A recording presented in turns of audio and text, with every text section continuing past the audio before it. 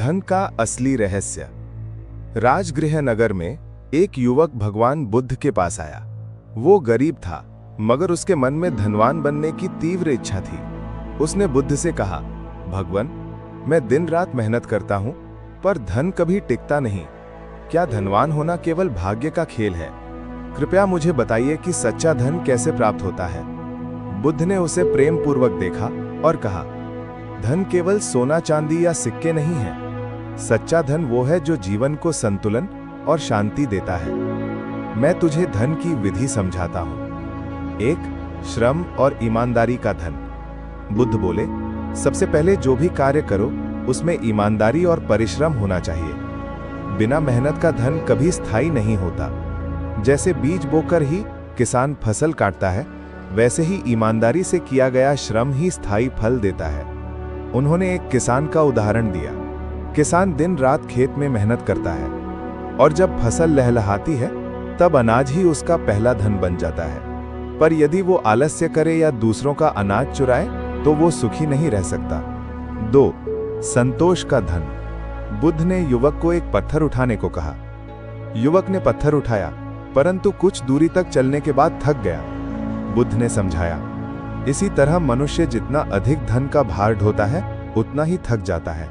यदि संतोष नहीं है तो 1000 स्वर्ण मुद्राएं भी अपूर्ण लगेंगी। संतोष ही सबसे बड़ा धन है। जिसके पास संतोष है वही धनी है। 3. दान और करुणा का धन। बुद्ध ने कहा, जैसे दीपक से दूसरे दीपक को जलाने पर पहला दीपक कम नहीं होता, वैसे ही दान से धन घटता नहीं है बल्कि बढ़ता है। करुणा और दया का धन सबसे महान है। जो दूसरों के साथ बांटता है उसका धन कभी नष्ट नहीं होता।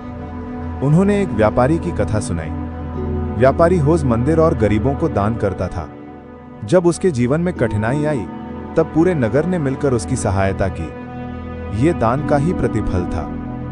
4. ज्ञान का धन। बुद्ध ने युवक से पूछा, यदि मैं तुझे अभी 1000 स्वर्ण मुद्राएं दूं और तुझे ये ना पता हो कि उनका प्रयोग कैसे करना है, तो क्या वे तुझे सुख देंगी?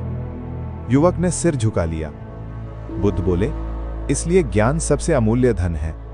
जो व्यक्ति पढ़ता समझता है वही धन को सही दिशा में प्रयोग करता है। बिना ज्ञान के धन अंधकार में रखा दीपक है। 5. समय का धन। बुद्ध ने कहा, समय सबसे बड़ा खजाना है। जो समय का सम्मान करता है वही सफल होता है। समय गंवाने वाला व्यक्ति लाखों स्वर्ण मुद्राएं भी पाकर निर्धन ही रहता है।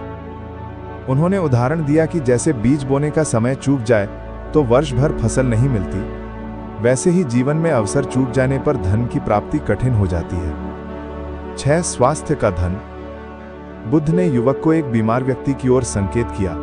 उन्होंने कहा, देखो, यदि स्वास्थ्य नहीं है तो सोना चांदी किस काम का? पेट भरा ना हो, शरीर स्वस्थ ना हो तो धन भी बोझ बन जाता है। इसलिए स्वास्थ्य सबसे पहला धन है। 7. मित्रता और संबंधों का धन। बुद्ध बोले, सच्चे मित्र और अच्छे संबंध अमूल्य धन है। जिस मनुष्य के पास सच्चे साथी हैं वो सबसे धनी है। झूठे मित्रों और स्वार्थी संबंधों से केवल कष्ट मिलता है। 8. आत्मिक शांति का धन। बुद्ध ने अंत में कहा, सबसे बड़ा धन है आत्मिक शांति। यदि मन अशांत है तो कोई भी वस्तु सुख नहीं दे सकती।